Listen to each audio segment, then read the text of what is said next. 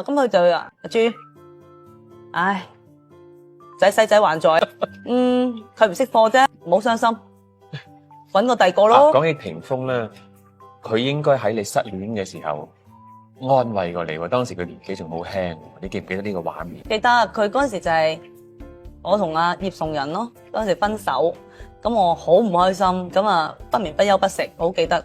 咁佢唔知聽邊個講，咁佢上咗嚟安慰我咯。安慰你啲咩？佢識咩？嗰陣時好細個，應該幾多歲？18啊，17。佢扮大人噶嘛，佢好中意扮大人嘅。18歲到噶咋，佢實得扮大人噶嘛。咁佢就話：阿朱，唉，仔還在，即係嗰啲咯。佢唔識貨啫，唔好傷心，搵個第二個咯。嗰啲即係嗰啲語氣都係咁噶喎。